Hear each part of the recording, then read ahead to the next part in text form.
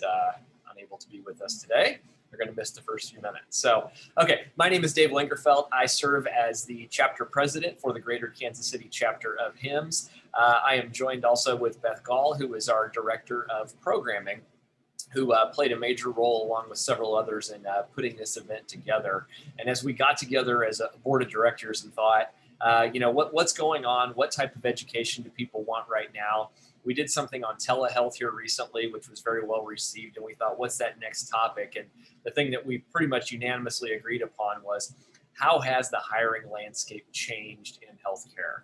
We're hearing all sorts of stories about how people have been completely onboarded in a complete remote capacity and have yet to be in the same physical room as their colleagues. So it has changed dramatically. So we have established or pulled together several experts in the field today. They're going to spend a little bit of time talking about that and hopefully share some knowledge for you to kind of move forward with.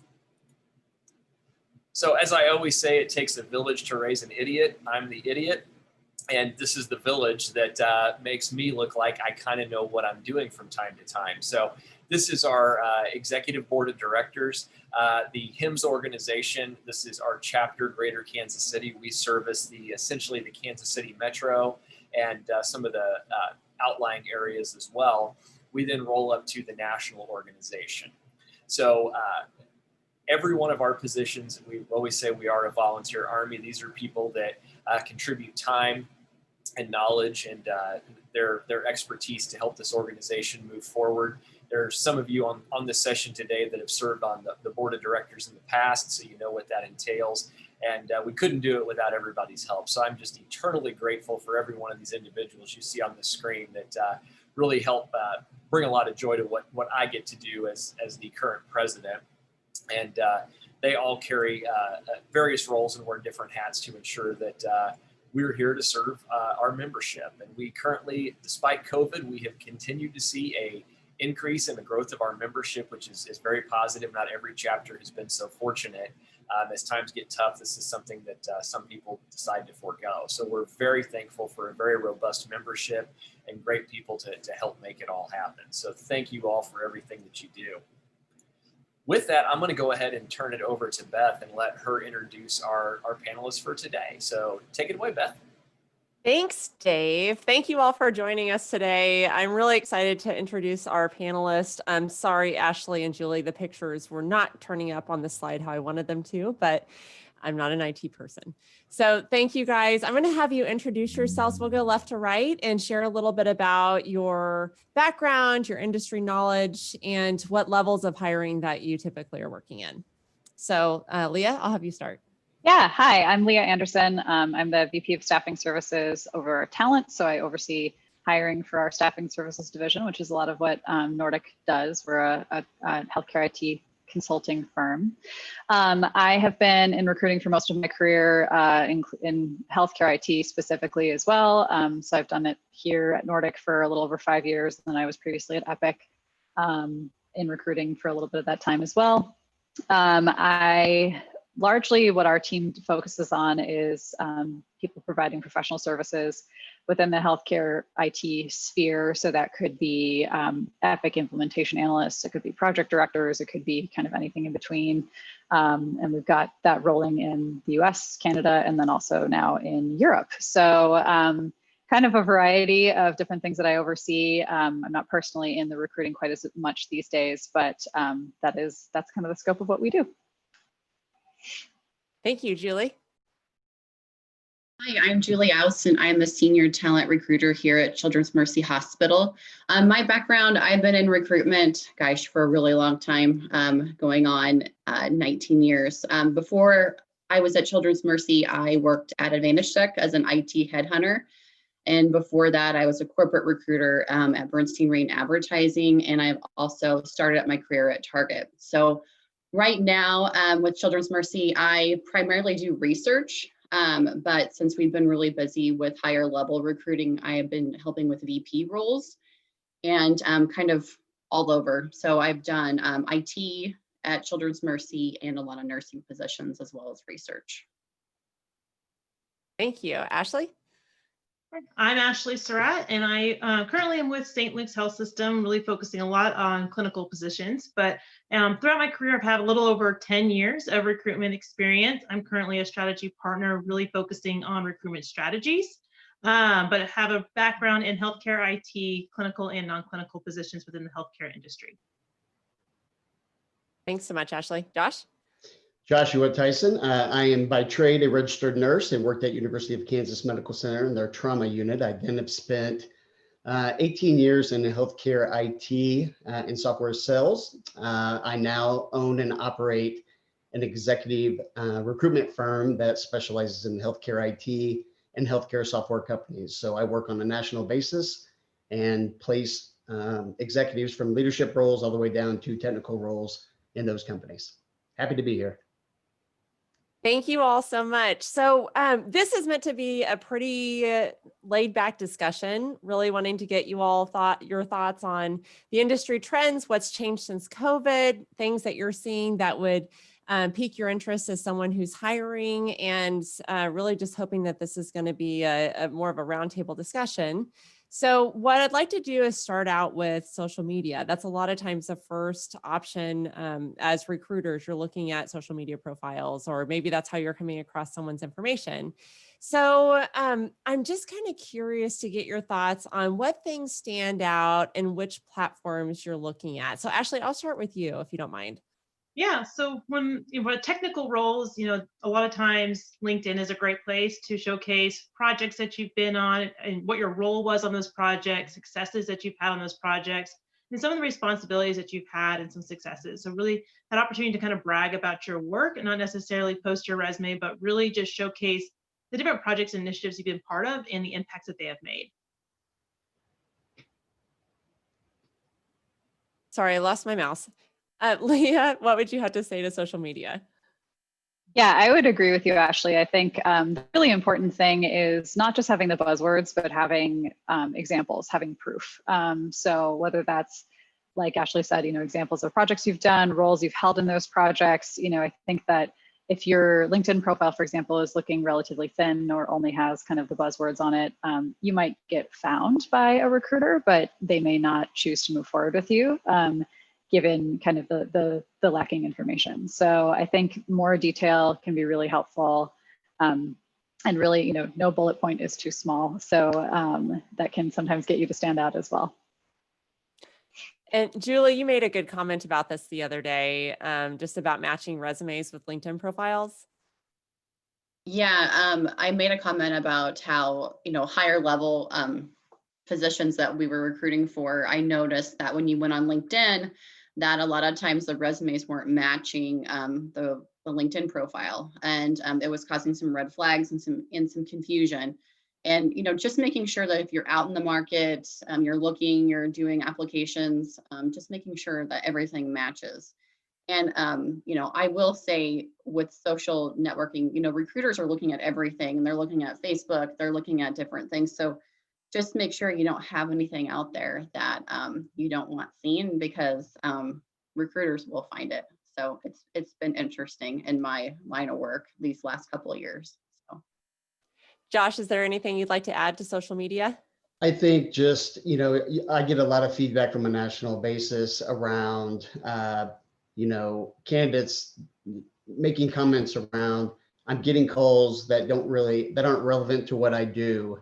And so when we try to advise candidates that if you are getting that consistent message, or you're finding that, that may be that you don't have your LinkedIn profile set up, or another profile that you have on social media set up correctly. So you might want to look at keywords and how you're presenting yourself so you can eliminate those calls.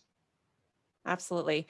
Are there any other channels? I think, Ashley, it was you that mentioned Dice in the past. Are there any other channels that you guys would recommend? Ashley, I'll start with you. Yeah, I think it kind of depends on what your background is. Like Stack Overflow and sort of some of these other ones are really good too. It just kind of depends on what your niche is. If it's development, if it's hardware, it just kind of depends on that niche piece and kind of where you want to go to kind of post your information. I think getting your information out there so it can be found is really helpful, but making sure that you really present your information in a way that the right recruiters reach out to you is also important. I know sometimes complaints from IT is, we get calls from recruiters all day. But if you have a very broad, kind of basic resume, everyone is going to call you. But if you have it very specific to and cater to what you want to do and what you're looking for, you might be able to narrow those focuses. Talk about the technology that you want to work with, not necessarily that you have worked with. And put those on there, but really focus and target towards what you want to do with your career, and you might get a little bit more stronger ROI on it. Julie, what would you add to people who are relatively newer to the workforce and maybe don't have a large LinkedIn or network or a large resume for that matter? Yeah, I always tell people that even if you don't have a lot of bullet points to put on your resume, put leadership responsibilities you've had, places where you volunteer, are always important. You never know what the person on the other side, like you submit a resume, maybe somebody went to the same school, or maybe somebody, maybe volunteered at the same place. You never know what connection you might have with the person, the hiring manager. So just trying to, add things that you've done, show that you're eager, always is beneficial. And I always tell people that you should network with anybody and everybody that on LinkedIn, especially. And I always tell people that not everybody knows that you're looking for a position. So just getting the word out there, and you never know. Yeah, that's a really good point. Josh, is there anything that you would add to that? I would just say the most successful searches are ones where you're being very proactive about your search. Just to go with what Julie is saying, is that, do you think you're going to set up a profile on LinkedIn or any other social media and you're going to get the most value from that? I would advise you not to do that. Seek out those connections, really try to connect the dots, and really know what you're looking for. I mean, if you're looking for a specific position, do some research. The more work you do, the more quality and the more ROI, like Ashley said, you're going to get out of that search. Yeah. Leah, I have a question just around other social media channels, but do you guys utilize Twitter or I'm thinking Facebook even, or those things that you use? Not as much on our end for specifically recruiting. We definitely use it as kind of general marketing channels, but I would say our heaviest presence is more on job boards. And I guess just to add to the LinkedIn tips, I think something to know as well is that, so my team, for example, uses LinkedIn Recruiter, which is kind of a specific tool that has a much more robust search feature than kind of your basic LinkedIn search bar. And some of the things that you can do, it actually has some AI built into it now, where it'll actually show the recruiter who are people who are likelier to respond. So if I'm searching for something very broad, then LinkedIn can actually kind of intelligently break those folks down. And it's based on things like, do they have themselves kind of marked as open to opportunities, which is something that you can do. But then, if you want to make that not visible to your current employer, you can.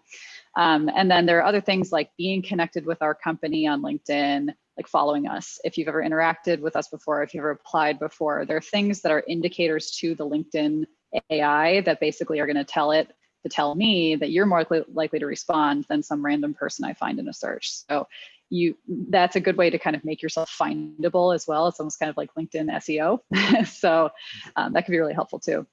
Super good point. Leah, I'll keep with you here. Let's move on to resumes. Any tips that you might have or things that stand out for you as you're looking at resumes?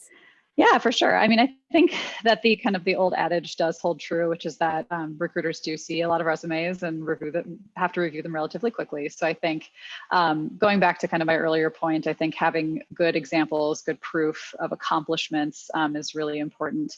You don't need to agonize over formatting or font or margins, as long as that stuff isn't distracting and your resume is easy to read. To me, the format matters a lot less, as long as I can read it and understand it quickly. So I would say, concision, examples, and data are probably going to be the most compelling things that I'm looking for when I'm reading a resume. Yep. Ashley, what do you look at with resumes?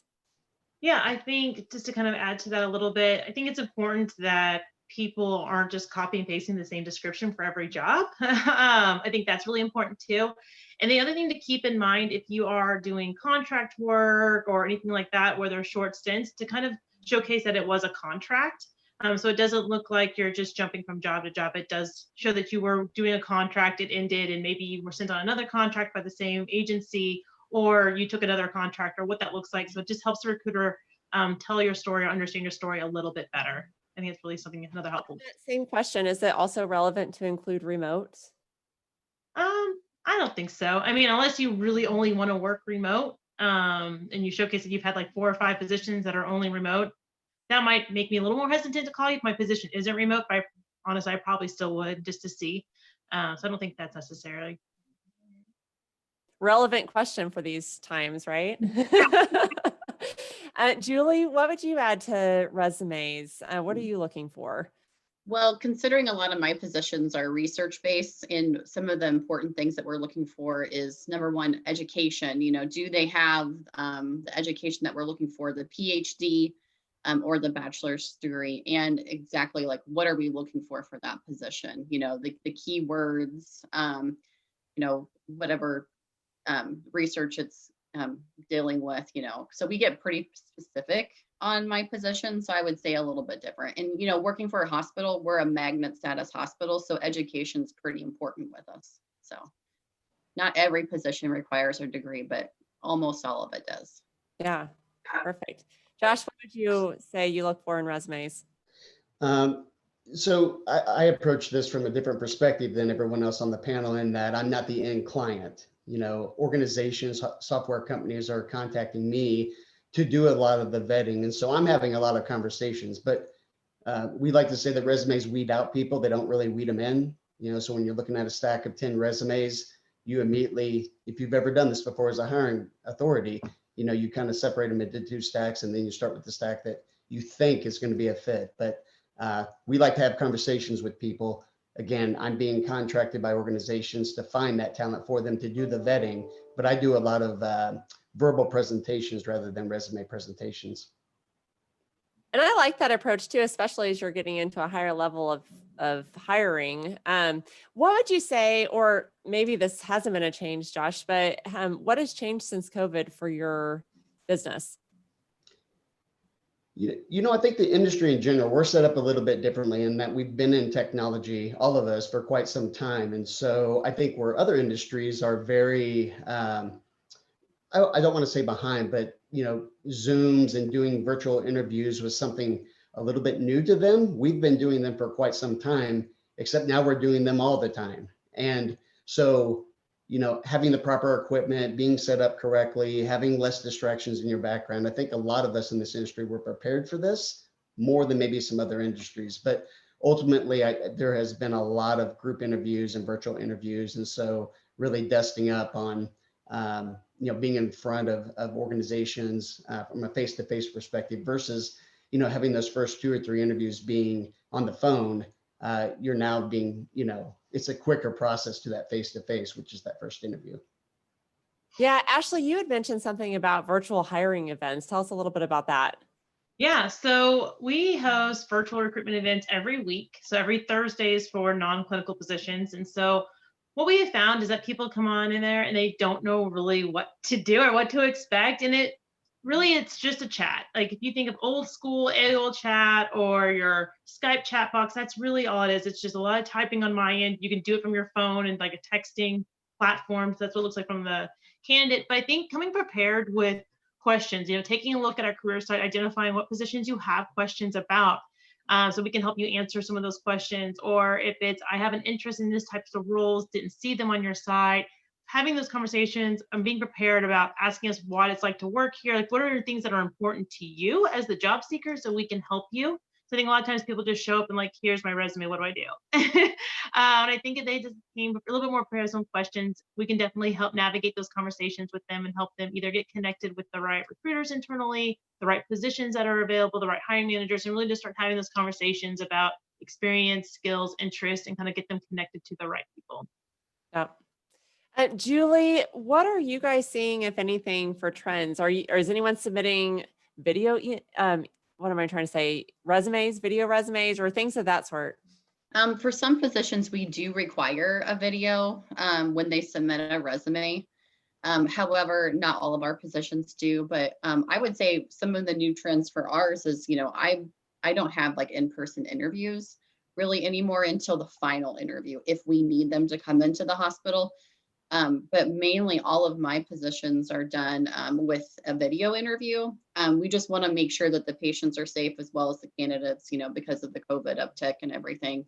But we do have final rounds, sometimes not at the hospital, but close to the hospital. We have other places that we can use. Like my office, that's not being used right now. So Don't throw your suits away yet.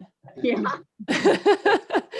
Leah, are you all seeing any trends in hiring or interviewing?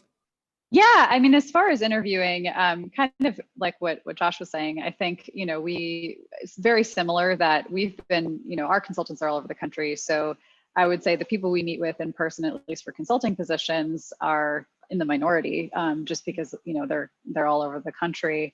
And now in Canada as well, and other parts of the world. So, so we're actually pretty accustomed to doing a lot of it over the phone. And, we've been transitioning in some cases to virtual interviews, just so that we can still get that kind of in-person experience. And I actually do think that there is something to be said about going ahead with that virtual interview. It can sometimes feel a little, uncomfortable and stilted, but you pick up a lot of the nonverbals that you lose over the phone, and you can, have a better chance of connecting with the recruiter. If you are actually seeing them, seeing their body language, you can kind of read each other a little bit better, and you can actually, I think, I felt like I've been able to make more quick, authentic, genuine connections with people over video than is typically possible over the phone in the same amount of time. So, yeah. I think that's a great segue into Zoom interviews and just general advice for Zoom interviews. Yeah, we're all doing it. I know everyone's reading the articles on best practices on how you do this, but like, what would you guys, Leah, I'll start with you. What would you say would be advice for Zoom interviews? Yeah, I mean, some of the basics do hold, I mean, a lot of it is just kind of good online meeting etiquette. But I think, something we had talked about earlier was, just there's obviously, you're going to have your best laid plans of, I want my audio to work and my internet connection will stay strong and all that kind of stuff. But I think two good things are, make sure you have a backup plan. So, in case your internet crashes, your Zoom crashes, whatever it ends up being, that you have the person's phone number, just basic things like that that are easy to forget. I think the other piece of it is just being able to give yourself and other people a little bit of grace in this time. When somebody's dog is barking and the doorbell rings, and then their daughter runs up, and then their internet is choppy and they freeze, and I think just being able to kind of laugh that off on your end, as the recruiter, and then also as the candidate, just being able to handle that gracefully, understanding that, we're all kind of in the same boat right now, I think goes a really long way as well. And just giving people a little bit more latitude to be human and have less control over their circumstances than they might like. Gotta love it. Julie, what would you give advice for Zoom interviews? I think everything she said was great. And actually, I was on a call the other week, and it was a high level position. And I couldn't believe all of a sudden the person that was interviewing, she left, and we're like, what happened? Well, her internet crashed, but she handled herself very gracefully. She got on with her phone, and it actually worked out great. So, I will say, have a backup plan. That is key, because as we know, our internet providers are having some issues, mine included. So I think what Leah said is great advice. I can't think of anything else. Ashley, would you add the setting or anything around Zoom that you would recommend people consider before having a Zoom interview? Yeah, I think some of the things that I have found, which is always interesting, is that people will do video interviews just anywhere. And one time I realized that somebody was literally in their car walking around the Target parking lot. So I could see the Target in the background. I'm like, okay, are they taking this seriously? What's going on? Like, I get that we're all kind of multitasking in our lives a little bit, but I think making sure you just have a nice place that doesn't have a lot of distractions in the background. Yes, dogs are going to bark. Kids are going to walk in, because we all have kids at home, working, going to school remote and all that. But I think just kind of having some self-awareness, maybe not do it in your car if you have to, or if you do, at least put it in park and don't drive around the parking lot. Stay still. Yeah. So I think some of those things are really important. The other thing I have found too is just encouraging people to try to log in a little bit earlier.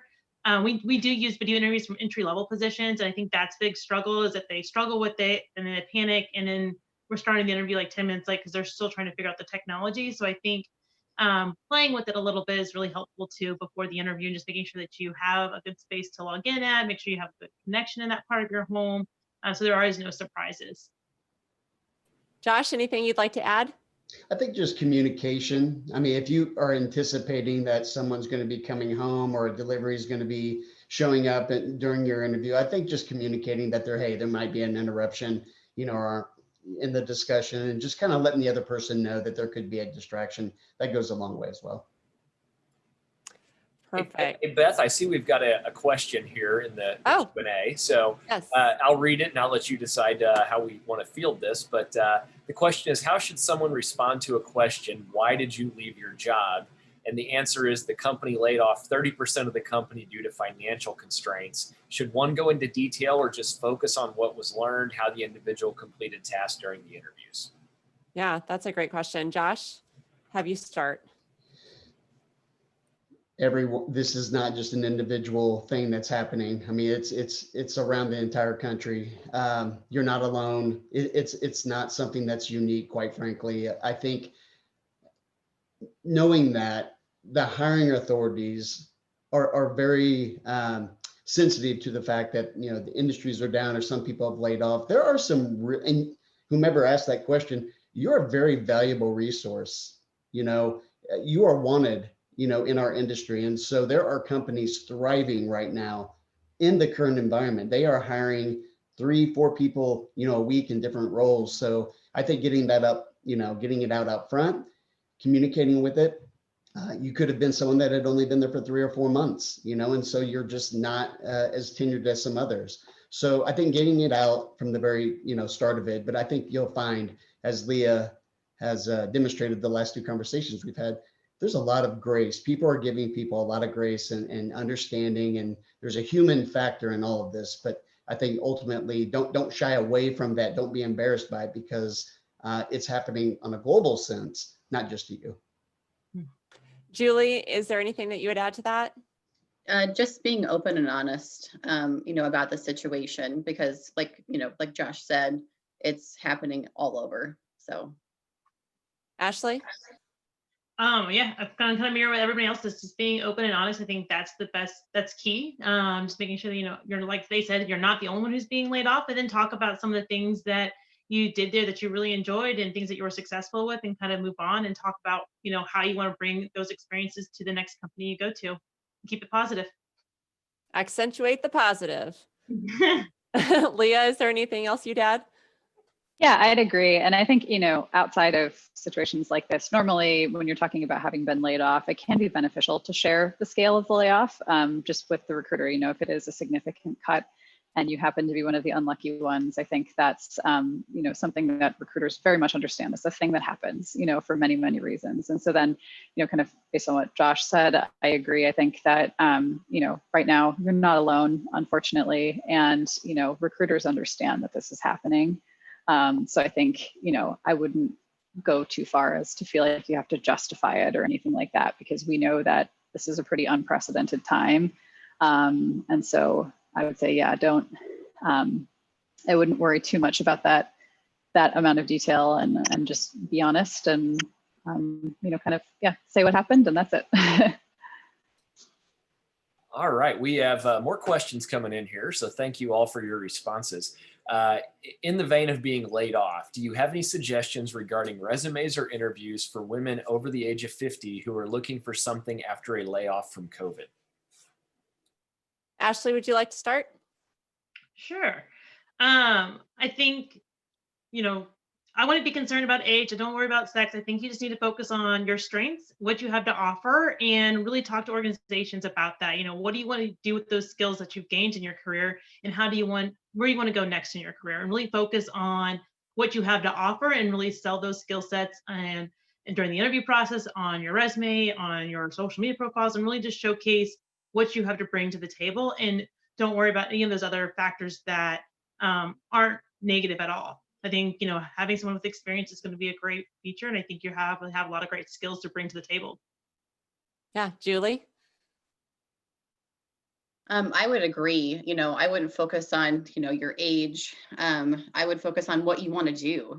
What is it that you really enjoy? Take a look on the companies that you're interested in. And if you're not finding something that you're interested in, contact a recruiter. Ask questions about, what's available and, really figure out what you want to do because, there's probably something somewhere that you didn't even know they were going to have a position open. So that's what I would focus on. Leah?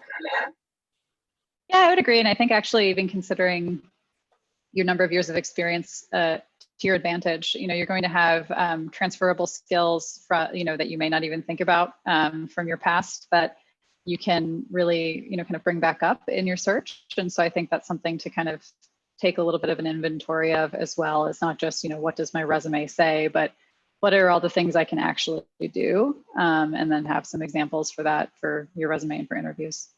Yeah. Josh? I can't speak to your age or your gender, but what I can tell you is that I currently am working with 3 companies that are looking for tenured resources. They're looking for tenured salespeople. They're looking for tenured engineers. They're not wanting to train someone. They're not wanting someone with minimal context. They're wanting senior level people that have a Rolodex from a sales perspective, or that can immediately start with minimal training. And so there are positions out there for tenured resources, and you should contact me. All right, we have a question from someone that's a newly graduated MHA candidate and would like to know if there's any advice on what jobs they should consider applying to. Wonderful. Who wants to take that one? Everyone, round robin here. Josh, you look ready to talk. Well, that's wonderful. I mean, clinical experience, you said 12 years of experience.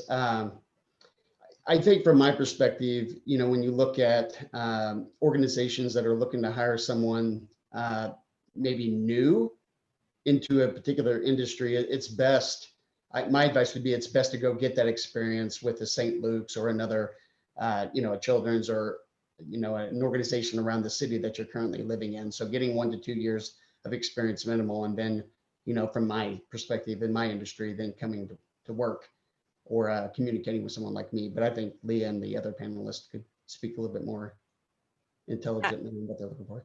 Ashley, what would you say? Yeah, I think it's important that do some research on the companies in the area that you want to, live and work in. I think understanding what each company has to offer, reaching out to their recruiters, connecting with them on LinkedIn if you can't find their contact information on the website, and just having conversations about what each company has to offer someone with your education, your background, and really start there to make the right decision for you. Because at the end of the day, an interview is just as much about you finding the right fit for you as the company finding the best fit for them. Because that's going to be the happy place. And so that's what we're all working towards. So I think it's really important for you to do your research, know what's important to you, and then go seek that out a little bit too and ask questions during the interview process that's going to be important to you. Leah, anything to add?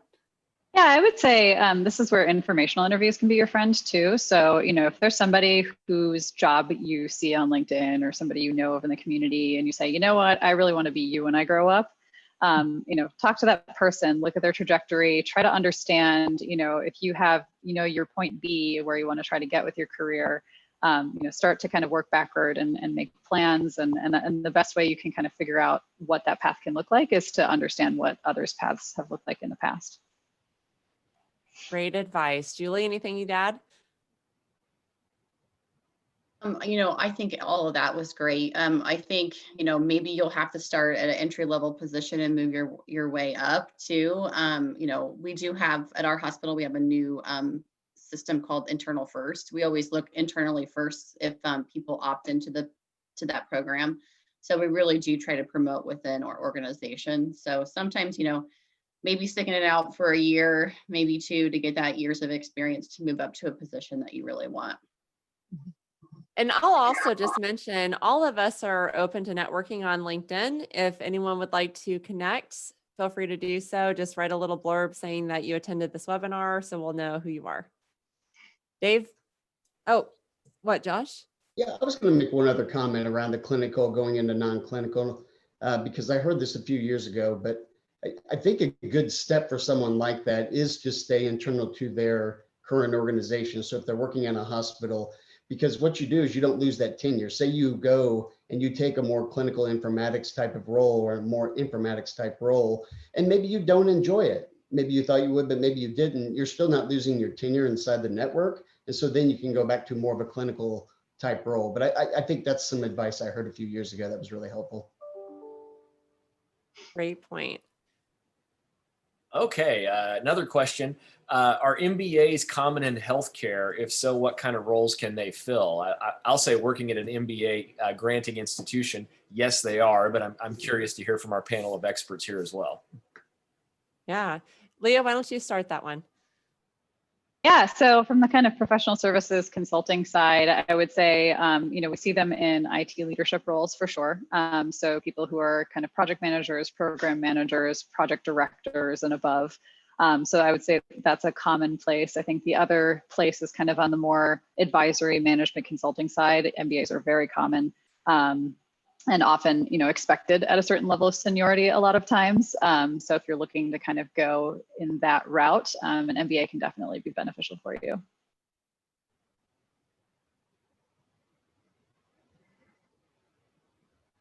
The mute got me. Knew it'd happen at once. Okay, Josh. Well, I think knowledge is power, right? And so the more knowledge you have and the more you can educate yourself in any industry or discipline is going to benefit you. And it also kind of plays into what's your career goals. If you're looking to get into management, as Leah indicated, I think it's a very useful tool and something to have in your bag that you've had that particular training, especially if you're wanting to lead an organization in any sort of way from a business perspective. Ashley? Yeah, so I think to kind of, I agree with what everyone's saying. Something I think that would be really helpful, I think, for people too, is when you know what your goal is, go out there and search for those jobs and go out there and see what those requirements are. Are they requiring different licensures and degrees that maybe you don't have that you need to work towards? Look at people's profiles on LinkedIn. That's what's great about LinkedIn. It is very public to see what their education background looks like. You could also look for people with MBAs in healthcare to kind of see what other people have done with that education in the healthcare industry, and really kind of identify what you want to do with your degree and kind of just start looking at the different opportunities and career path options you have, because there's a lot that you could do with it. But from my experience, most of our leadership positions will require an MBA eventually at some point if it's our directors and above, typically. Yeah. So. And Julie, do you see any other ways that people could look at, I'm thinking like Indeed is a free tool for a lot of people to look at resumes as well and seeing backgrounds. Do you see anything along those lines or any other advice you have? Oh, for looking at resumes? MBAs and for career paths. Yeah, I would say, LinkedIn's like the main, everybody's on that, it seems like. And you could too, like, if you aren't finding what you want, you could go to different hospital websites, try to find people that way. Sometimes you can do that. It just kind of depends on what route you want to take, and a lot of times with our hospital, there might be someone that uses our tuition assistance that gets their MBA and they're like, well, I got my MBA, so now what? Well, in reality, you kind of need that experience too with your MBA. So, I always tell people, as you're getting your MBA, what could you, maybe get a mentor that can help you figure out, like, what's my end goal, with my MBA. If I'm going to go to this position's my goal, what do I need for that position? 2 to 3 years of experience, 5, and how do I get that experience too? So that's sometimes where we struggle. You have those candidates that get that MBA, but then it's like, well, they want to be in a position that's higher level, but sometimes they don't have the experience with that degree. And a big piece too of MBA programs, just to piggyback off of that, is the network. A lot of times, like it's not just the degree, it's not just the classes you take. People do MBA programs for networking and alumni connections and all of that. So I think that's another big piece to bank on if you are going to be graduating with an MBA, is to very much lean on that network. That is, that's kind of part of what you're participating in and paying for to an extent, is access to that. Great. Dave, are there other questions? Yes. So question of, are there still job fairs ongoing, or are they have they all gone virtual now? Ashley? I'll have you start. We are doing 100% virtual. I think we've gone to one school that allowed in person, but as of last week, we are officially no longer allowed to go in person. I think this COVID has changed that environment. Now that could change when COVID's over. I think there's a lot of value in going in person to some things. We do work with a lot of schools with like mock interviews and things of that nature that we are now doing virtual also, which has been interesting. But from a St. Luke's standpoint, we are 100% virtual in all of our recruitment efforts. Josh, what are you guys doing? It's all virtual. That's a Julie? simple answer. Oh, sorry. Simple answer is all virtual. I would say all of ours are virtual. We do have some positions like housekeeping that do have on-site interviews, but other than that, it's all virtual. Are they actually on site or are they more drive-by? So the interviews, they'll do like video interviews, and then we'll have people come on site, not in the hospital, but they'll be like somewhere else, you know, like my office, and they'll have those. Leah, are you seeing anything different? Oh, mostly virtual on our end as well. Buckle in, we're all for a long ride. Dave, are there other questions? Yeah, we have a question from a student that has graduated from Johnson County Community College with their implementation support specialist certificate, and would want to know what the best path would be to pursue a career. Congrats, very exciting. Leah, would you like to kick that off? Yeah, I think this one's pretty squarely in our wheelhouse. So this is one where, you know, if implementation support is what you want to do, you know, if you have a system that you're really interested in working on, you can start to kind of search by, you know, what firms or organizations might use whatever system you're really interested in working with. Obviously, you can be kind of on the in-house side working for a healthcare organization, or you can join the consulting world. But this is where, you know, you may want to try to look for, depending on the amount of experience you have, tier 1 jobs can be a really good place to start. So that's kind of the beginning of help desk. Tier 1.5 is maybe a little more advanced than that. And then from there, a lot of times in organizations, you can rise through the ranks and become kind of a more specialized support provider as you go. Ashley?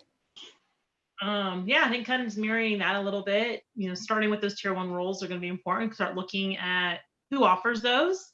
Obviously, Cerner's a big place here. I think that'd be a great place to start. But if you want to start on the consulting side, definitely research the companies that offer, you know, opportunities for those tier 1 roles, and just get out there and start experiencing it all. Yeah. Josh?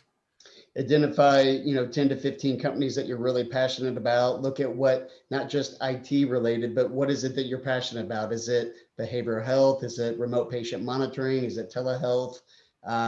You know, is it working with ACOs? But really getting a sense of what's going to get you up in the morning each and every day to get you into that drive or virtual, you know, meetings every single day. But I think having a clear and concise understanding of what you want to do with your education, and then identifying those companies that you think you're going to fit in well with, and then start to really network. I think this is just an important aspect of your career. Is you need to start reaching out to people, asking for advice, connecting on LinkedIn, but also having conversations, you know, over the phone and or virtual with people to see what their experience has been like in that particular industry, and to develop those connections. Because I see more in what I do on a national basis.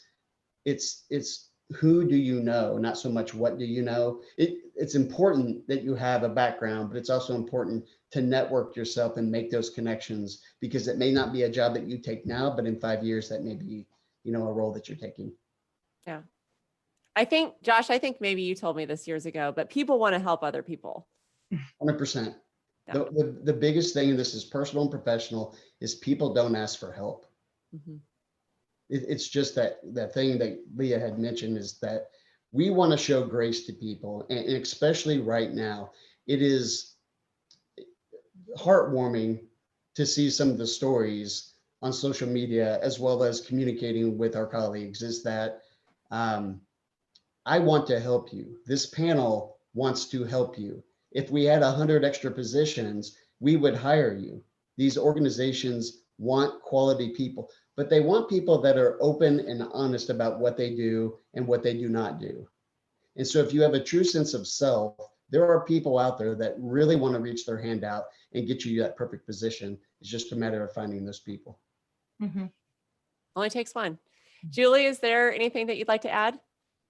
No, I think Josh hit it on the head with, for, COVID's happening. We have a lot of people looking for positions. You got to network with people and try. You never know who might work at that organization that you're trying to get a position with. So we love referrals. We love hearing from our employees. So, use who you know. That's really important. Dave, how are we doing on questions? We have another one. So after working for 25 years in a position that did not require a degree, does or can a certificate replace a bachelor's or an associate's degree?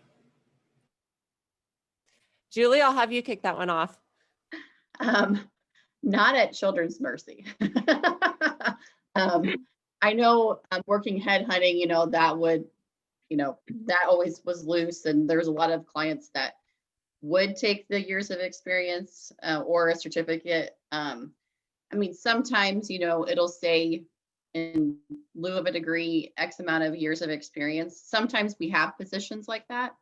I would say there's probably very few that you'll find at our organization. So there are some, but that's just my organization on that. But I know that, other places do have that you don't need that degree. The years of experience can qualify for that. And I agree with that too. I think years of experience is great and it's wonderful. It just kind of depends on what the organization's guidelines are. Josh, what have you seen? I'll use an example. When I was a nurse, my very first job on Unit 26 at University of Kansas, a not so young lady that had 25 years of experience, we were taking care of someone and I started to perform something, and I had a bachelor's of nursing, obviously.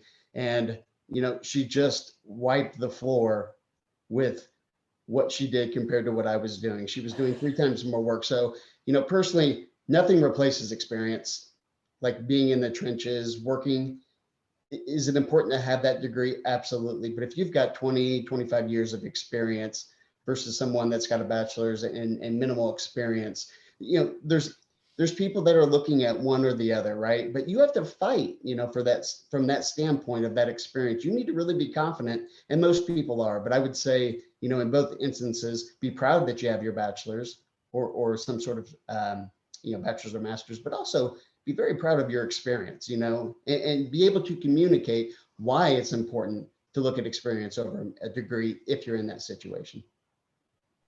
Leah, is there anything you would add? Yeah, I agree. I think that sometimes, education can be overvalued over experience in positions where, the education might not be quite as directly relevant to the job. And so I'm definitely an advocate for that too, but it does completely depend on the organization. Sometimes organizations do have to put in their job descriptions, either based on policy or just based on a need to be able to eliminate candidates, some sort of education requirement. And where it can get kind of tricky is that sometimes organizations have a limited ability to make exceptions. And so even if you do have 25 years of excellent experience, but don't meet that education requirement, that can unfortunately sometimes eliminate you in a way that the organization isn't able to adjust. So it entirely depends on, if you're looking for preferred versus required in a job description, those are kind of the places where if it's preferred, you can advocate for why your experience is, kind of equivalent. But if it's required, then you may have a little bit more of a barrier there, unfortunately. Ashley, anything you'd like to add?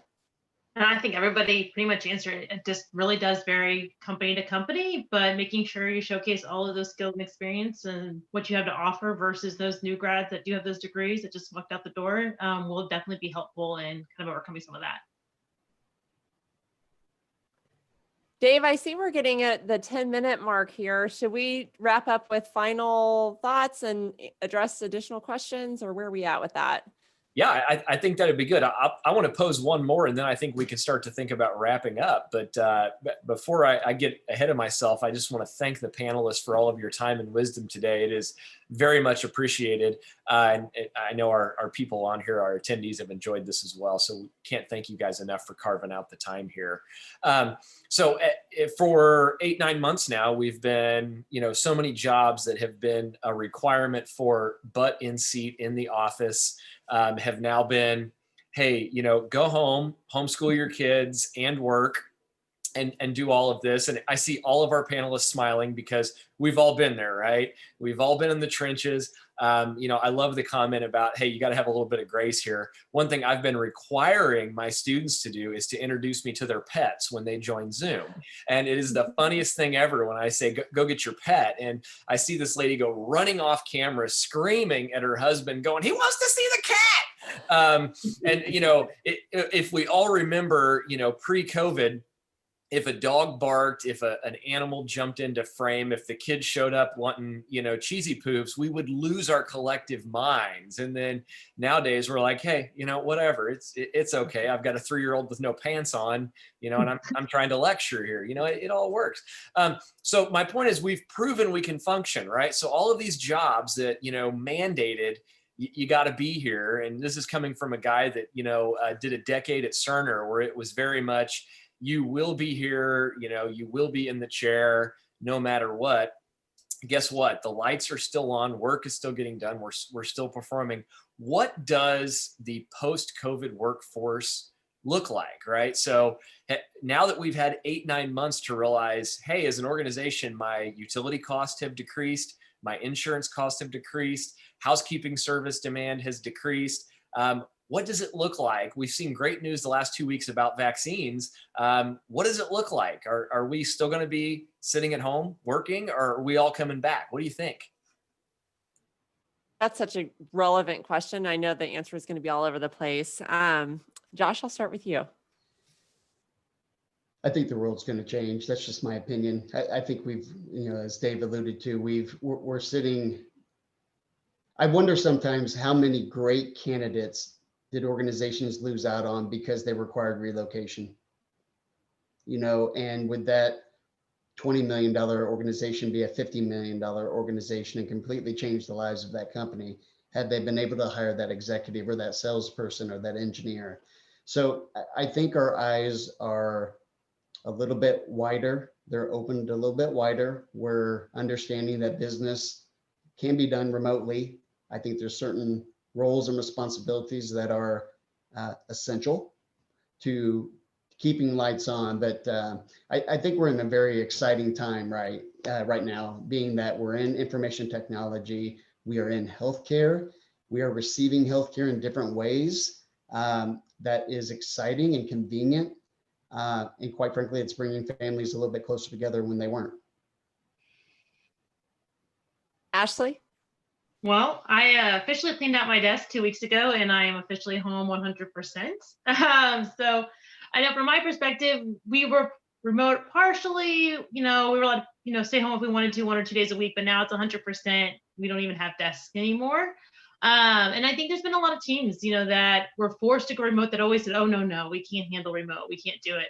And they're learning that they can, and they're understanding the value of it. And I think, if they give the opportunity to come back, they may or may not decide to come back. So I think there's a lot of, I think people got pushed into making decisions that they were afraid to make or try something they were afraid to try. And now they're realizing that that extra push was really helpful and allowed them to understand that they can manage a team remote and their team can function remotely.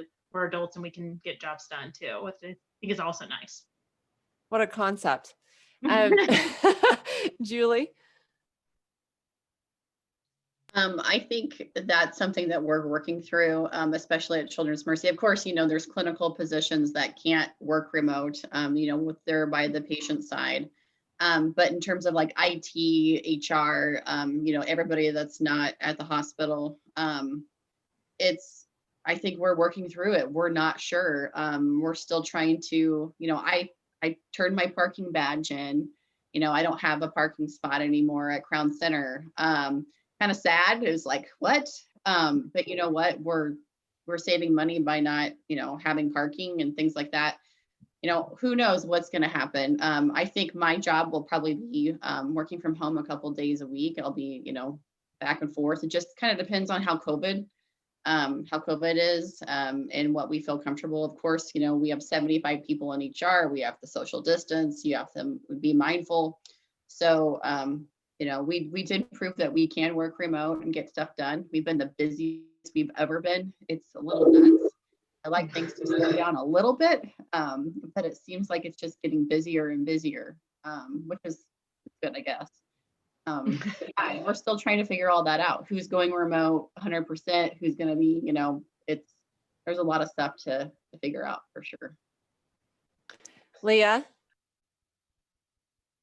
Yeah, I think for us, for kind of our internal team, not a lot of changes really expected. We've always had folks around the country and have had a relatively flexible approach to remote. I think that's kind of a function of being in tech. But what I'm curious to see, one is what impact it's going to have longer term on our consultants who do typically travel every week, who have not been traveling.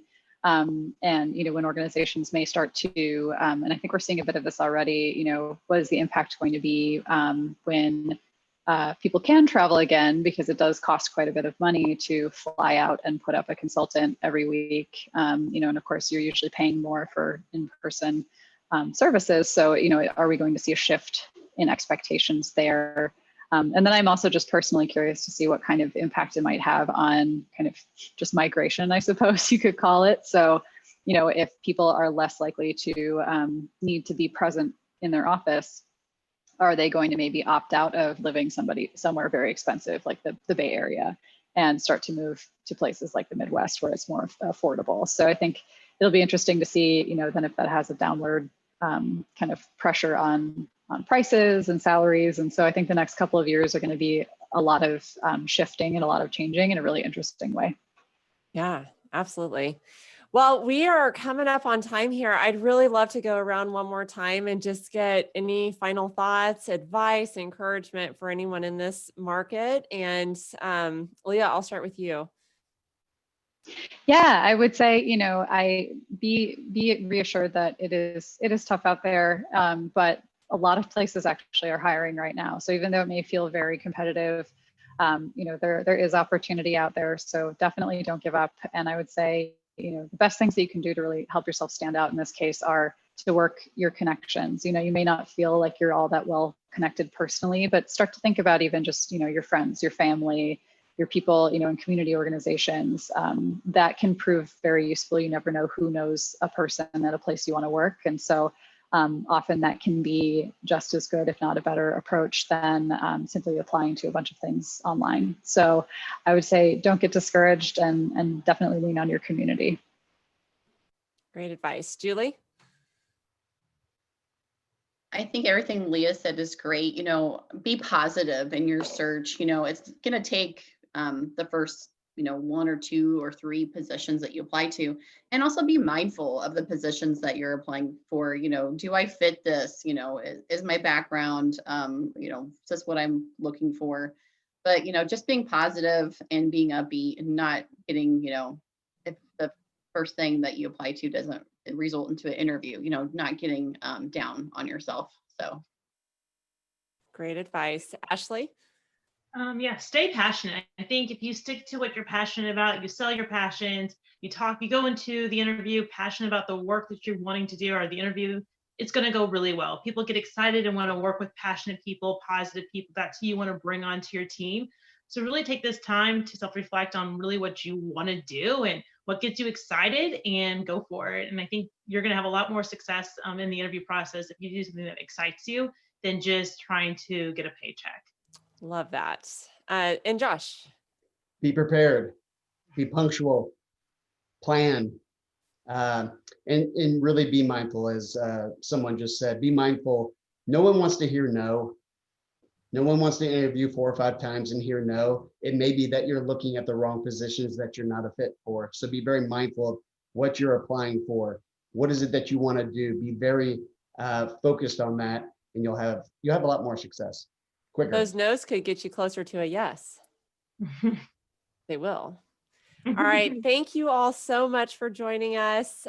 Really appreciate everyone who was able to hop on today during the lunch hour. And we will have this recorded, and feel free to connect with us. Dave, is there anything you'd like to add? Only thing I'll add in closing is you'll all receive a survey. I promise it's very, very brief. It's 3 whole questions. So just please, if there's anything that you can share with us to do an event that's worthwhile to you, a better time, anything, that's how we decide what to do next. So if you could just take 30 seconds, we greatly appreciate it. Thank you all. Great. Bye, everyone. Bye. Guys.